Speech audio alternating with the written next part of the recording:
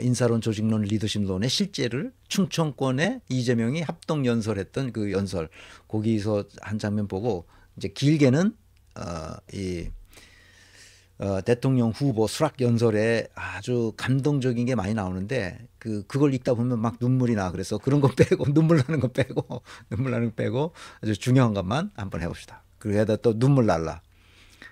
이거는 이제 19일 날 4월 19일 날 충청권 합동 연설에서 했던 걸 한 섹션만 따봤습니다. 약속드린 대로 국회 세종의사당 대통령 세종 집무실을 건립하고 2차 공공기관 이전을 통해 세종을 행정수도의 중심으로 완성하겠습니다. 이런 얘기를 하죠.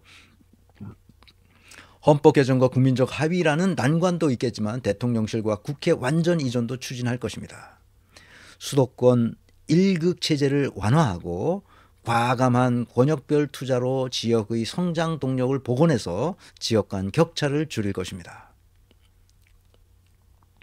국토의 균형 발전 우선주의가 필요해요. 국토의 균형 발전 우선주의가 필요해요. 하지만 그것으로 충분하지 않습니다. 왜? 수십 년 동안 국토를 균형 발전시키려고 엄청난 돈을 들이고 노력을 했지만 결국 실패했습니다. 왜냐? 왜 그랬을까요? 자치분권 우선주의를 모르기 때문에 그렇습니다. 자주, 자립, 자치의 정신이 지역에 배어 있지 않는 한 균형 발전은 소용이 없다는 것이 역사적으로 증명됐습니다. 그러니까 이 균형 발전 우선주의를 버리자는 게 아니라 자치분권 우선주의와 함께 하자는 거예요. 자치분권. 그러니까 연방제 체제로 가야 된다. 이걸 내가 계속 주장하는 거예요. 그래야 자기 고향이 투명하고 부정직하지 않도록 자기 고향을 자기 힘으로, 자기 손으로 만들 수가 있는 겁니다. 그런데 윗대가리가 와서 만들어준다고 생각하는 거예요. 자, 원님이 중앙정부에서 내려와가지고 원님이 만든다고 생각하는 거예요. 사람들이 다. 그렇지 않습니다. 작은 마을들이 모여서 도시가 되고 작은 마을들이 모여서 광역자치단체가 됩니다. 광역정부가 쓰는 거죠. 그것이 국가가 되는 거예요. 그런 국가들이 모여서 이제 연방국가를 만드는 겁니다. 장기적으로 통일을 생각할 때는 반드시 연방국가여야 돼요. 연방국가가 안 되면 연방국가였던 동서독이 통일됐을 때도 저렇게 개고생을 했는데 우리가 해야 할 일은 연방국가 차원에서 이 북한도 연방국가 차원으로 대하면 돼요. 서로 다른 국가체제, 이 국가체제가 되도록 하면서 교역을 계속하는 거죠. 서로 윈윈 시스템이 되니까. 그래서 이 얘기를 지금 안 하고 있어요. 이재명이. 안타깝게도. 제가 이렇게 다 읽어봐도 어딘가에서 했는지 모르겠는데 제가 요즘 찾아보면 없어요. 조직론적 사고가 이재명에게 부족한 것이 아닐까 하는 생각이 한편에 들면서 아니면 이건 너무 거대한 사안이라서 아직 공론화할 때가 아니라고 생각해서 안 하고 있거나 분권화를 모를 리가 없거든. 그런데 아직 그 얘기를 내가 열심히 찾아봤는데 없어요. 자치분권에 관한 이야기가 없습니다. 서로 권역별 투자로 지역의 성장 동력을 복원해서 지역 간 격차를 줄일 것이라고 말했는데 이건 다 도와주겠다는 거거든. 너희들은 가만히 있어. 우리가 도와줄 거야. 이런 관점으로는 국가가 제대로 될 수 없습니다. 아시겠죠? 그래서 미래 지향성이 높아요. 앞으로 이렇게 하겠다. 이전 선배들이 어떻게든지 국토의 균형 발전을 위해서 이렇게 했잖아요. 그러니까 같이 그 틀 내에서 미래 지향성을 발휘하고 있다. 학습 능력이 크다. 그런 얘기입니다. 근데 요건 내가 잘 모르겠어요. 조직론적 사고의 부족에서 오는 것인지 아니면 이것은 사실 헌법을 바꿔야 되는 문제가 있으니까 아직 그것을 공론화하기에는 때가 이르다고 생각해서일지 모르겠습니다.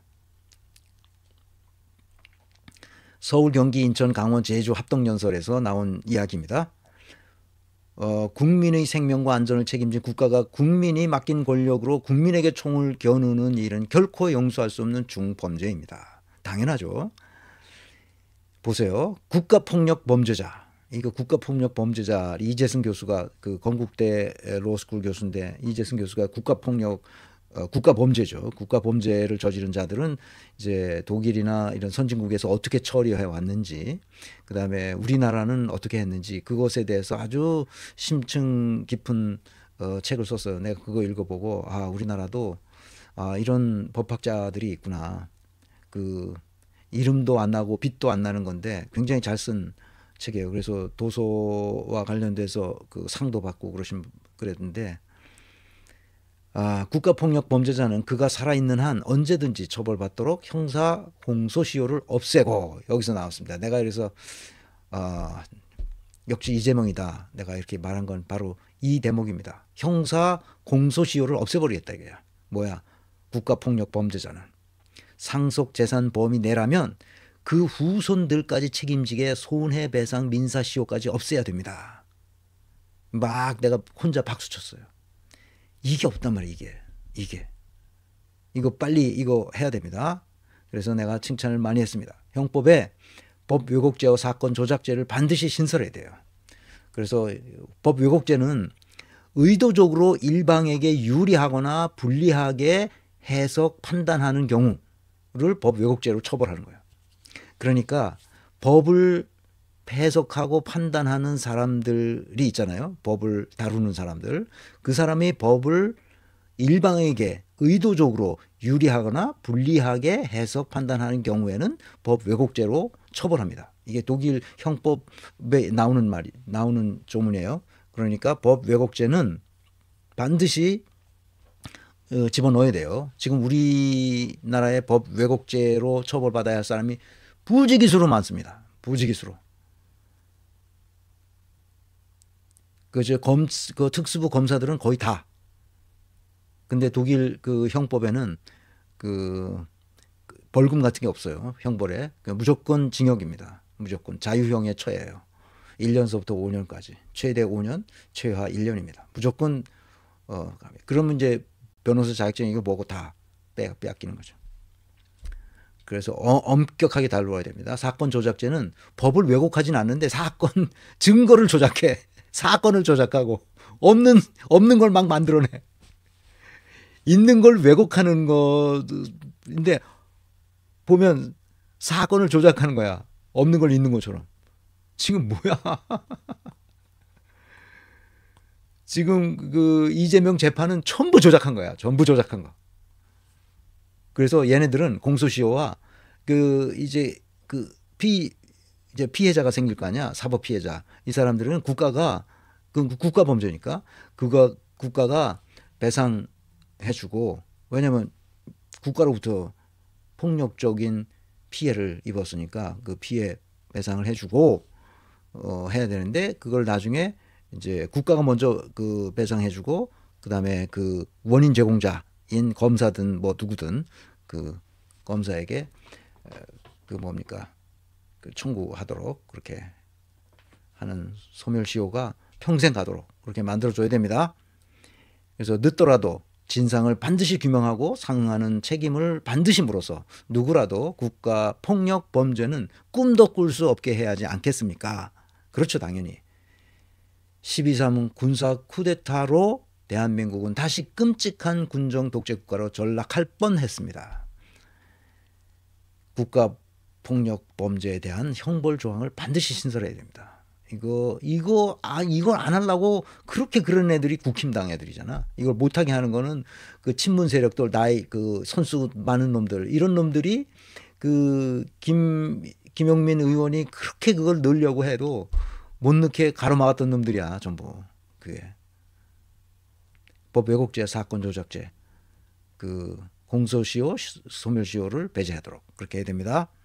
그래서 이런 얘기를 듣다 보면 정직 성실성, 불의에 도저히 눈 감을 수 없는 그런 성품이라는 걸 알 수 있죠. 그런 타고난 성향이 있다는 걸 알 수 있습니다. 이제 대통령 후보 수락연설, 이거 빨리 갑시다. 이거 뻔한 거니까.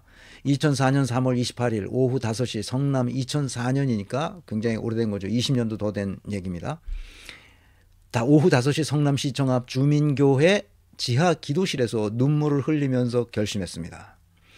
성남 시민들이 그토록 바랐지만 부정한 기득권자들이 좌절시킨 시립 공공병원의 꿈을 성남시장이 되어서라도 반드시 이뤄보겠다고 시장 출마를 정치를 하기로 결심했습니다. 여러분, 자신이 이룩한 성과를 분명하게 말할 수 있어요. 유능한 사람의 특징이죠.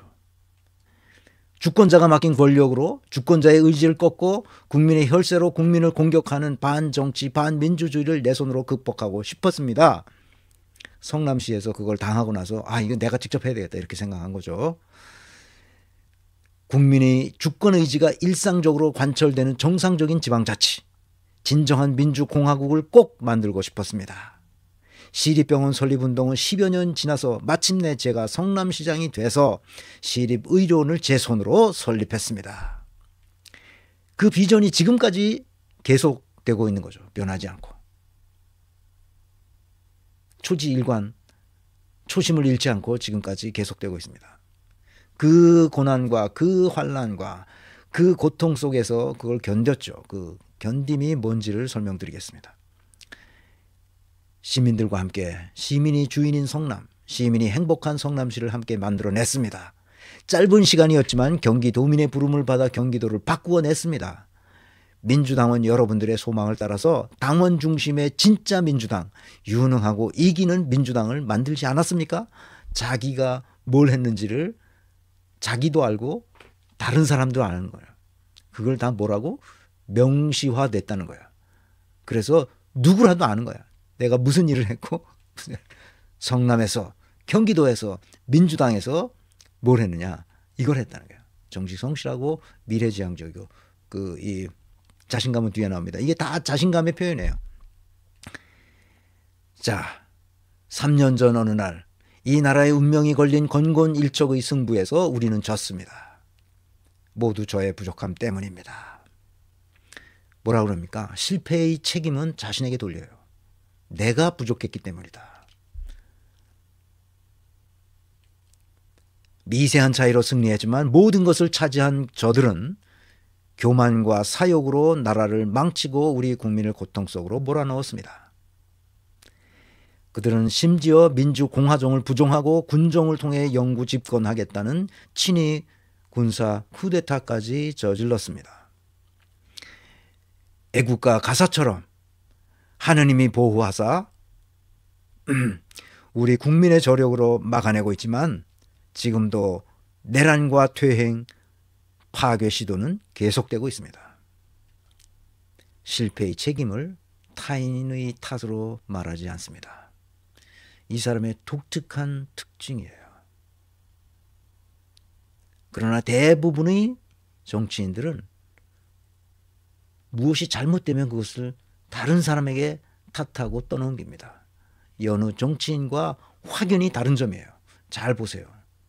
우리 유튜브 하는 애들도 자기가 잘못해놓고 절대 잘못했다는 말을 안 합니다. 남 탓하지 않아요. 문재인 보세요. 남북관계를 파탄으로 만든 사람이 누굽니까? 자기가 아니래. 그럼 누구야? 트럼프래. 그때 그 수염 기른 놈이 이제 존 볼튼인가 하는 놈. 어? 그거 그놈과 또 무슨 몇 명이 나타나서 그놈들 때문에 안 됐다는 그래. 나는 변방에서 중심으로가 무슨 그 책을 벌써 외교안보와 관련된 이제 최정건 교수하고 같이 쓴 건데 나는 이거 보면서 문재인이 어떤 인간인지를 확연히 알 수 있어요. 잘못한 거는 자기가 대통령이었잖아. 자기 책임이어야지. 아유, 내가 문재인하고 진짜 한번 언제 그 대담이나 했으면 좋겠어. 아니 대통령이 책임이지 어떻게 그게 트럼프의 책임이고 존 볼튼이 책임지냐고. 그 수염 기른 놈. 난 그걸 보고 문재인의 인간됨을 알았어요. 아니 다른 것도 마찬가지죠. 자긴 책임이 없어. 다 나중에 와서도 이게 지금 윤석열이 이렇게 된 건 자기 책임이 하나도 없어. 다 윤석열 책임이야. 윤석열이 잘못했대.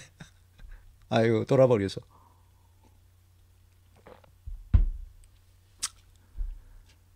그러면 안 되는 겁니다. 우리 가정 내에서 일어나는 일은 사실은 내 책임이에요. 내 아내가 정말 그 훌륭한 성품을 가지고 나는 좀 까다롭거든.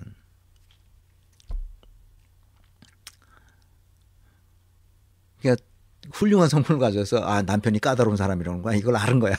그래가지고 까다로운 사람한테 어떻게 해야 된다.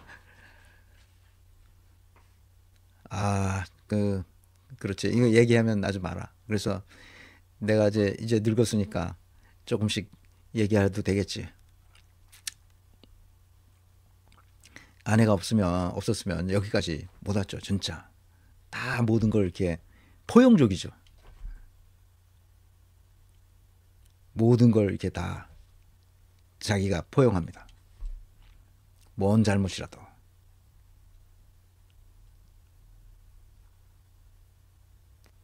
근데 그 내력입니다. 그 집안 사람들이 그래 보니까 집안 사람들이 다 그래. 항상 좋게. 어쨌든 그건 그렇고 그래서 패배 자체도 아팠지만 패배 그 이후는 더 아팠습니다. 그 뼈아픈 패배의 책임자 저 이재명을 여러분이 다시 일으켜 세워주셨습니다. 뭐라 그러는 거예요 이게? 내란을 막아낸 그리고 자기를 살려준 사람들도 국민이야. 자기가 잘나서 사는 게 아니라 국민에게 그 성과를 돌리는 겁니다. 내란을 막아낸 원인. 그리고 자기가 오늘을 있도록 만든 원인이 바로 국민이었다는 거지. 내가 잘난 게 아니라.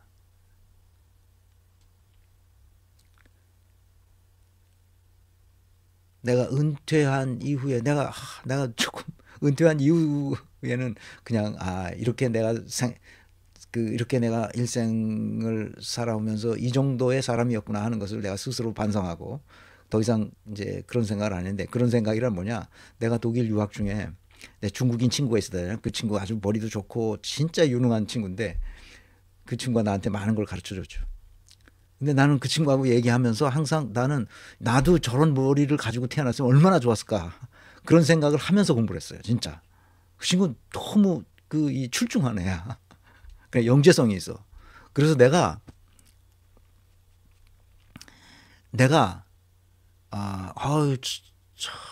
저는 이름 판인데 그 판만큼 좀 비슷하게라도 내가 머리가 좋았으면 좋겠다 그런 생각을 늘 하면서 그 머리가 뭐 썩 그렇게 판처럼 좋진 않으니까 나는 그냥 노력하는 수밖에 없는 거지. 계속 책을 읽고 계속 문헌 연구하고 계속 하는 수밖에 없는 거지. 노력. 난 그 노력도 별로 안 하는 것 같아. 그래서 좀 그랬는데 근데 하여튼 친하게 지냈는데 어쨌든 내가 한국에 다시 와서 일하다가 내가 능력이 안 되는구나. 이게 왜 안 되지 우리나라에 안 먹히지? 이러면서 은퇴를 했잖아요. 은퇴하고 나서 이렇게 내가 태어난 것이 너무나 뭐라 그럴까. 그게 정말 축복이다. 내가 머리를 그 판만큼 좋게 태어났으면 내가 노력을 별로 안 했을 거 아니야. 탱자탱자하고. 그렇지, 그지? 그러니까 이렇게 해서 나더러 노력하도록 노력하도록 그렇게 만들어 주셨구나 그런 생각을 하지. 평범한 머리로 태어나서 좀 그런 생각을 하고 있습니다. 그렇게 세상이 나한테 베풀어주는 은혜가 크다 하는 것을 은퇴하면서 알았습니다. 행복 만땅님, 네. 행복 만땅님, 삶이 너무 바빠 오랜만에 경청합니다. 민주시민 모든 분들 사랑합니다. 네, 감사합니다. 자, 그래서 이 사람이 가지고 있는 이재명이 가지고 있는 핵심은 뭐냐? 자신감이라는 거예요. 어떤 고난을 통해서도 내가 이 고난을 이기면 내가 하고자 했던 출심대로 제대로 된 민주국가, 제대로 된 성남시, 제대로 된 경기도, 제대로 된 민주당, 제대로 된 민주국가를 만들겠다는 만들어야겠다는 확신이 있다는 거야. 실패와 좌절이 거듭됨에도 불구하고 그 자기가 성공할 수 있다는 확신을 가지고 있었다는 거지. 그것이 자신감이에요. 자신감이라는 기본 역량 요소가 받쳐졌기 때문에 이 사람은 모든 일에 정직하고 성실해요. 그가 쓴 책을 보면 자기의 어두운 면과 자기의 살아온 과정과 자기의 실수와 실패와 이런 것들이 자살하는데도 실패합니다. 자살하는데 실수해. 그래서 2번이나 시도했다가 2번이나 연탄가스가 꺼지고 약을 자기가 이제 수면제를 먹고 연탄을 피워놓고 거기서 자면은 이제 자기도 모르게 이제 죽는 거니까 그렇게 자살을 2번이나 시도하는데 2번 다 가서 수면제를 약국에 가서 사는데 약사들이 어린 놈이 와서 수면제를 잔뜩 달라고 그러니까 전부 소화제를 준 거야. 그 소화제를 잔뜩 먹고 잔 거야. 근데 잠이 안 와. 그런데 나중에 가서 깨보니까 연탄불이 다 꺼져 있어. 그런 걸 거기다 다 써놨어. 그 다음에 미래지향성이 있는 거죠. 민주공화국을 제대로 된 민주국가를 만들겠다는 생각을 한 거죠. 국민 여러분, 당원 동지 여러분, 미안합니다. 죄송하고 또 죄송합니다. 얼마나 괴로우셨습니까? 그간 얼마나 간절하셨습니까? 라고 묻죠. 실패의 책임은 자신에게 돌리는 거예요. 항상. 그러면서 실패의 책임을 자신에게 돌리는 이유가 있어요. 그거는 국민으로부터 신뢰를 받기 위해서죠. 윤석열은 자기 책임은 하나도 없죠. 항상. 다른 놈이 잘못했어요. 나는 다 잘했어. 그러니까 어떤 것도 신뢰를 얻지 못해요. 그거는 그 부부가 똑같이 그렇습니다. 근데 국힘당 사람들의 DNA가 그래요. 자기는 다 잘했어. 국힘당은 물을 먹으면 항상 그래요. 패배를 딛고 반드시 승리하라. 내란을 극복하고 민주주의를 회복하라. 민생을 회복하고 경제를 살려내라. 국민을 통합하고 세계로 나아가라. 이게 뭐예요, 이게? 앞으로 할 일을 제시하는 겁니다. 국민이 이렇게 하라고 명령한다는 거죠. 250만 당원 동지 여러분, 민주당을 지지하는 수천만 국민이 한마음 한뜻으로 내린 지상 명령 맞습니까, 여러분? 이런 과제를 국민의 명령으로 인식하고 있는 거예요. 자기가 할 일은 누구의 명령이다? 국민의 명령이라는 거야. 국민이 이것을 원한다는 거지. 그래서 이대로 내가 할 것이다. 자신감의 표현이고 대인 영향력의 표현이죠. 다른 사람의 신뢰를 얻어낸다는 것은 대인 영향력이 굉장히 큰 영향 요소로서 이재명에게 작동하고 있다는 뜻이죠. 23년 전 오늘 노무현 대통령이 민주당 대선 후보로 선출된 날입니다.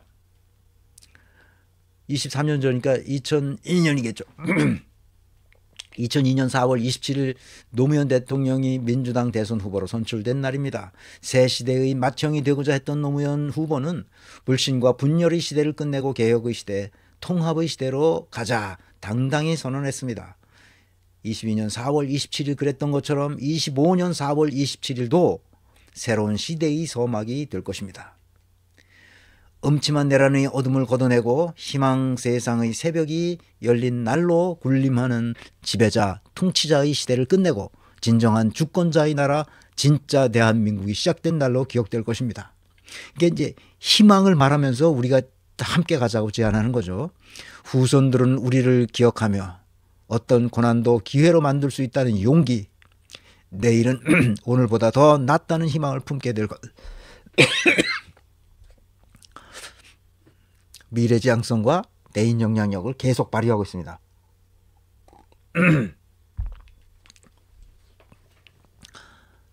자, 이제 거의 끝나갑니다.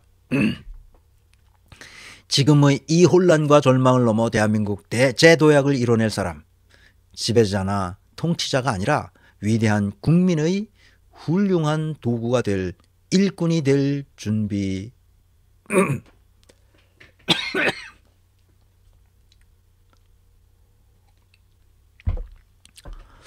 위대한 국민의 훌륭한 도구가 될 일꾼이 될 준비된 대통령 후보라고 자부합니다.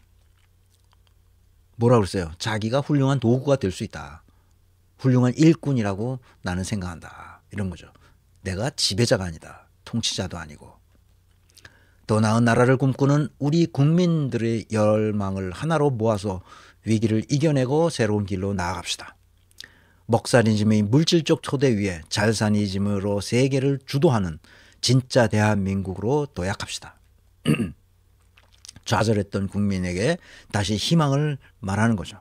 이것은 자신감, 미래지향성, 대인 영향력의 발로입니다. 국민 여러분, 우리는 깊은 절망만큼이나 새로운 희망을 간절하게 꿈꿉니다. 우리 국민은 어느 때보다 새로운 세상에 대한 강한 열정으로 단단하게 뭉쳐 있습니다. 지금 이 국난을 극복하고 세계를 선도하는 나라를 만들면 대한민국이 어떤 세상이 될지 한번 상상해 보십시오. 엄청난 거죠. 구체적인 희망의 내용을 지금부터 말합니다.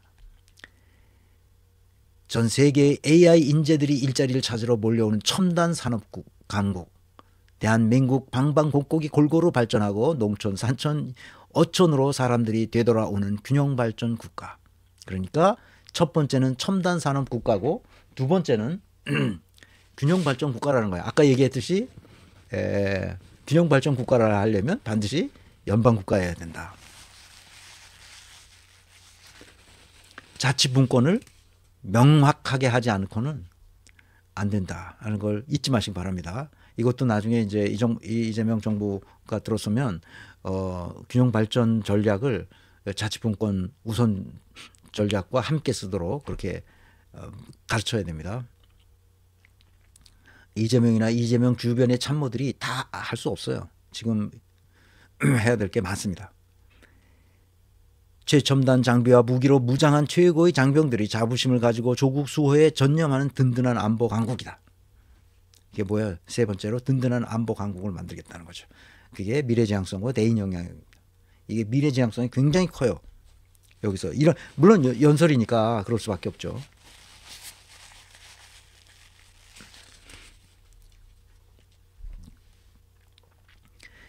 세계인을 울고 웃기며 콘텐츠의 세계 표준을 다시 쓸 문화 강국.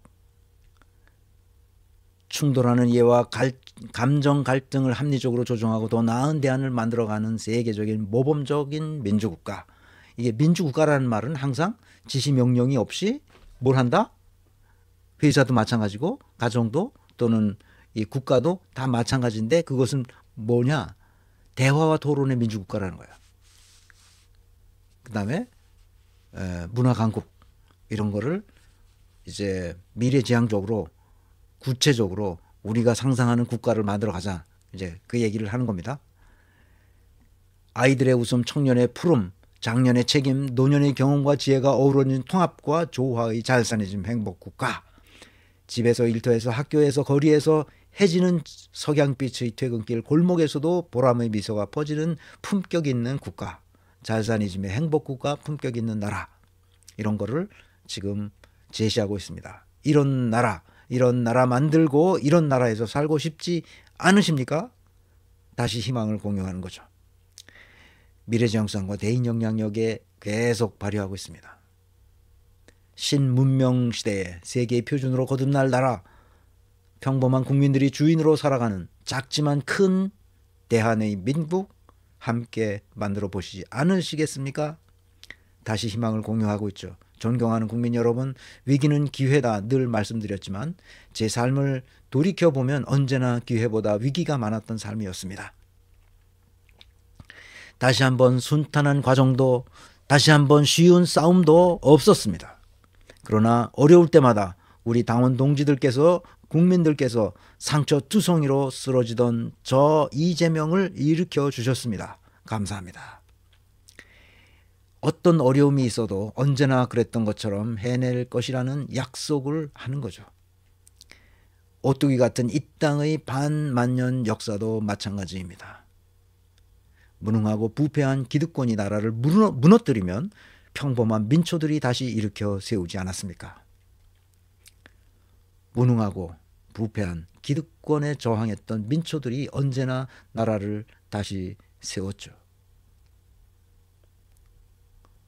검찰 조직, 허가받은 범죄 집단이라고 내가 말했고 모피아는 완전히 부패한 패거리들이라고 말했습니다. 이 사람들을 우리가 어떻게 처리할지를 이제 생각하고 같이 해결해야 됩니다. 성취주향성과 대인 영향력이 발휘되고 있습니다. 물론 이 연설만 보고 이재명이 말한 것을 가지고 얘기한 거지만 그가 말한 내용을 가지고 분석해 보더라도 이전에 2010년 성남시장서부터 실질적으로 정치를 하기 시작한 그때부터 지금까지 15년 동안의 기간을 보면 그가 무슨 일을 어떻게 해왔는지, 그 해오는 과정에서 어떤 고난과 압박 속에서 견뎌왔는지 그것을 생각하면 사실 여기서 평가하는 것도 정당하지 않죠. 왜냐하면 한국에 이런 정치인을 본 적이 없으니까요. 노무현도 여기에 따라가지 못합니다. 노무현은 그렇게 핍박을 받은 사람이 아니에요.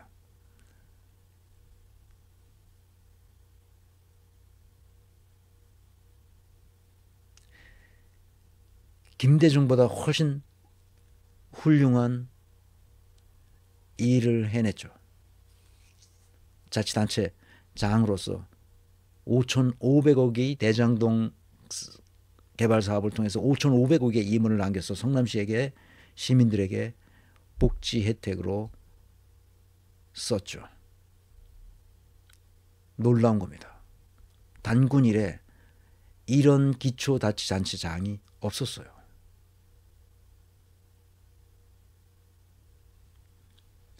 아직도 전과 사범을 가지고 뭐라고 얘기하는 사람들이 있어요. 그건 이제 정신이 혼미한 거죠, 아직도. 그래서 그게 왜 생겼는지를 보면 그건 불의와 싸우다가 생긴 전과들이에요. 형수욕설도 마찬가지입니다. 그다음에 지금 재판을 받고 있는 것도 다 검찰이 조작한 거예요. 사건을 조작하고 왜곡하고 그래서 나온 거예요. 이 시대가 이재명을 부른다는 겁니다.